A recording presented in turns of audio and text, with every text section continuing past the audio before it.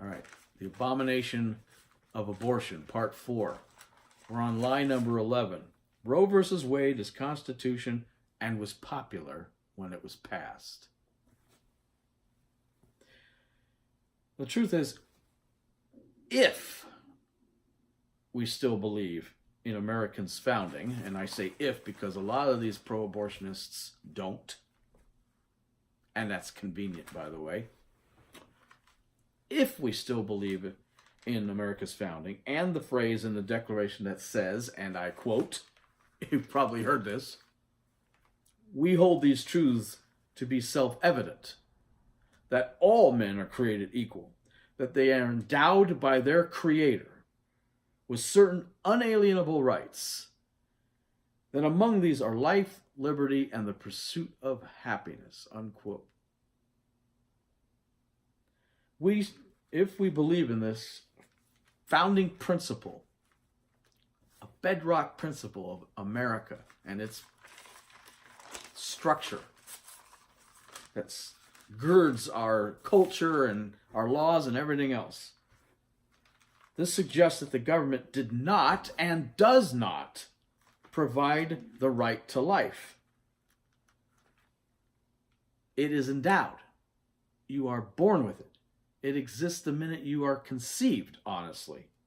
So how, then, can it provide the means to end life legally? If no law has been broken, which would forfeit it. In other words, the government can decide whether you live or die if you forfeited your life. That's what, death row is for in some states. California, Texas, Florida, some other places. You forfeit your life by breaking a law. What law, I ask, does the unborn child break? How does he forfeit his or her life? By merely being a baby that is unwanted? What law is broken? None. Of course, no law is broken. A child couldn't break a law if it wanted to. So if we are endowed with the right to life, how can a government that didn't give it to the child in the first place take it from him? It can't.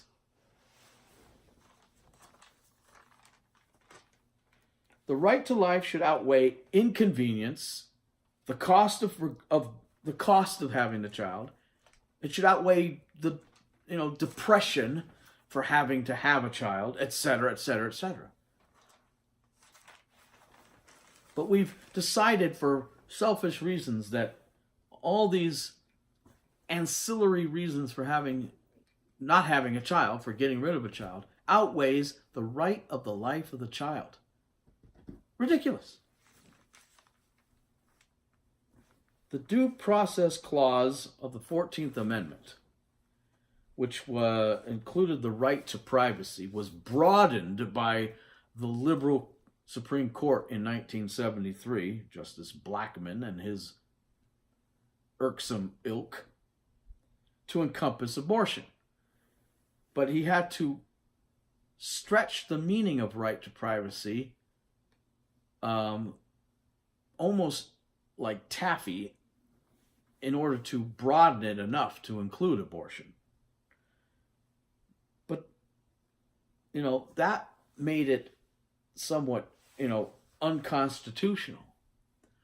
But it's also undemocratic. And here's why. I don't know whether Roe versus Wade was a court case that was overturned in the lower courts, only to be upheld by the Supreme Court, or vice versa. In other words, I don't know if Roe versus Wade, if the Supreme Court took on Roe versus Wade in order to overturn something or to uphold it. But whatever their reasoning for it, they basically had no reason to do it. In fact, it wasn't even in their purview to do it. Not really. They decided they want to make law from the bench. We've talked a lot about legislating from the bench. But the job of legislation is not the judicial system. It is not a bunch of people in black robes, 9 people in black robes, to decide what the law is. That is the job of the legislative branch, Congress. Roe versus Wade should have come out of Congress, not out of the Supreme Court, by elected officials who bore that responsibility. It should have been made law through the right process. The right process of making law, which is what Roe versus Wade through the Supreme Court actually virtually basically did, is making law never should come from the bench of a judge or benches of justices on the Supreme Court. Never. That's not to say that it doesn't happen, but every time it does, bad things occur. And every time it does, it is controversial. And every time it does, it causes more problems than it solves, seemingly. And it's not how it's supposed to work. So it's not only unconstitutional, Roe versus Wade is undemocratic. Because it wasn't created by the democratic process we created for our country. By the way, a few extra points with regard to Roe versus Wade. Jane Roe, the Roe in Roe versus Wade, was a woman by the name of Norma McCorvey. And as we mentioned before, she died in 2017 as a pro-lifer. Jane Roe was never raped, but they lied about it. She even lied about it in order to move this case along. Jane Roe never even had an abortion. She gave birth and gave it up for adoption. Most people who talk about Roe versus Wade and abortion rights don't even know that. She never had an abortion. Jane Roe became an anti-abortion advocate all the way up until her death in 2017. Also, there's a person by the name of Dr. Bernard Nathanson, who was the founder of NARAL, which we've discussed in past videos, who later became, by the way, ironically, became a pro-lifer as well, admitted that he made up these 60% in favor numbers at the time of Roe versus Wade. They were pushing Roe versus Wade on the public side by saying that 60% of Americans agree with what Roe versus Wade is all about. And they did that because they knew that people tend to like to be in a majority. They don't like to be in a minority.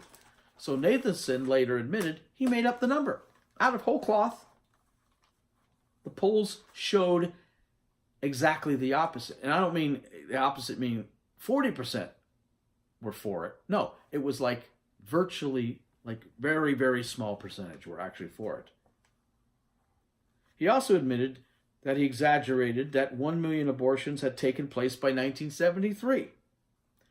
It was actually only around 100,000. Only a 10% exaggeration. But he admitted it. 300, not 10,000 as reported, women died annually from abortions prior to 1973. Another lie that the left had to say in order to promote something. If you have to lie about all this repeatedly and in so many different ways to prove a point, to get something across, maybe it's not worth the crap it's written on, the paper it's written on. Maybe your advocacy, the thing you're advocating, is crap. Just saying, if you gotta lie about it like this, 10,000 women died annually from abortions. Give me a break. It was 300. Dianne Feinstein even recently said the number of deaths in, she was blathering on about something, said the number of deaths in the 50s and 60s was between 200,000 and 1.2 million. She wasn't even close. She exaggerated this even more than the Nathanson guy did. By the way, in 1972, the year before Roe versus Wade, guess how many women died of abortion? The procedure of abortion. 39. While tragic, those 39, it was only 39. This is what we upset the entire culture for? 39 deaths. Nathanson admitted he helped promote the lie that embryos, fetuses, the unborn, were not human beings in order to mislead the public and the court. No duh. Roe versus Wade. Lie number 12. Abortions are humane. Performed humanely. Okay, this is where if you are somebody who is faint of heart or easily upset, I would perhaps recommend you bypass the rest of this part, because this is the ugly side of abortion. I'm going to explain to you the procedure of the different types of abortions, so you can see whether or not an abortion is humane or not.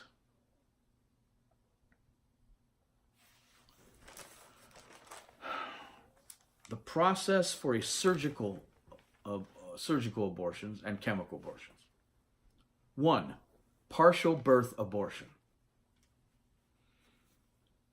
The abortionist forces the woman's cervix open prematurely. He turns the baby around head up instead of head down as normal. The baby is born with the head still inside the mother, or is brought out with the head still inside the mother. Medical forceps are then used to stab the baby in the back of the head to make a hole. A vacuum is then used to suck out its brains. The head is then crushed and the dead baby is delivered.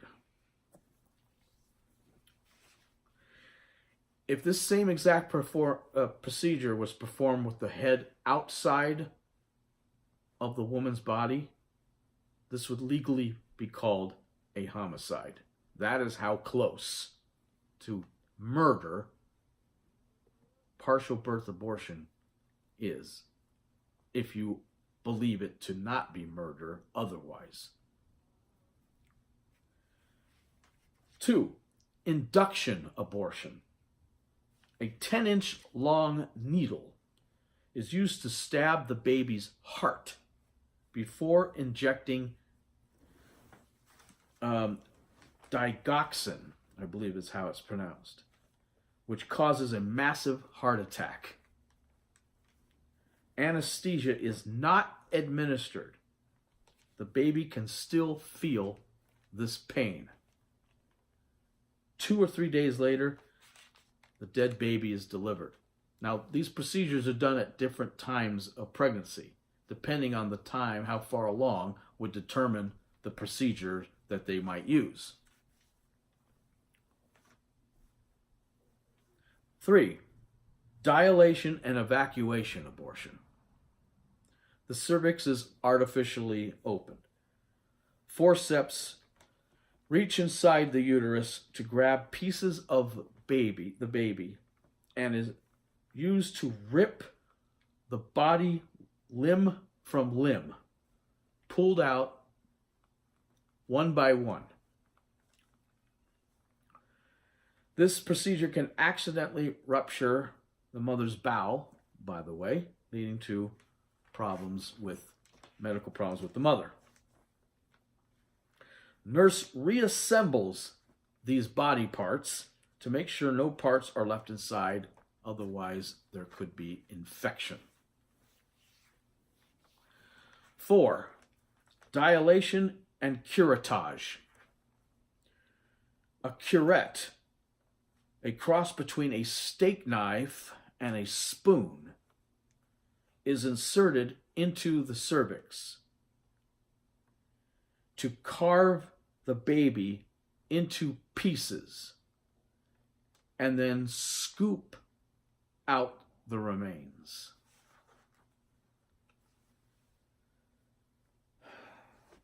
5.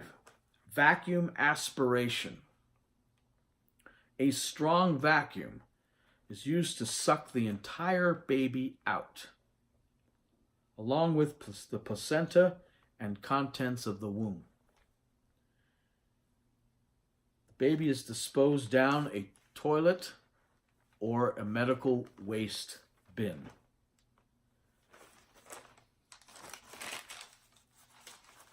Chemical abortion. The mother takes a 2-part drug cocktail. The first part is a drug that blocks hormones called mifeprozone. I can't pronounce this word. Mifeprozone, also known as RU486. Let's just use the easy one. Tells the body that it's not pregnant anymore. RU486. Mifeprozone. Mifepristone. Whatever. This causes nutrients and support which they're automatically cut off, and the baby starves to death, basically. 2 days later or so, the mother takes misoprostol to induce labor, which partially flushes the baby out. Although used typically for early stage pregnancies, women have reported seeing recognizable features of their baby in the toilet after it had been flushed out.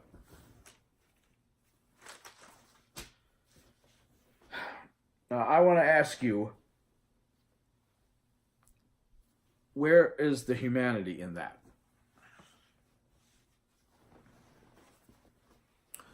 A movie came out recently, which I don't think I could ever watch, called Unplanned, which is a documentary about a woman who went through the procedure at Planned Parenthood. And when she saw what they were wanting to do to abort her child, once she got the information, once she found out, not necessarily from them, of course, but found out who these people are, what they advocate, what they do, she wanted no part of it.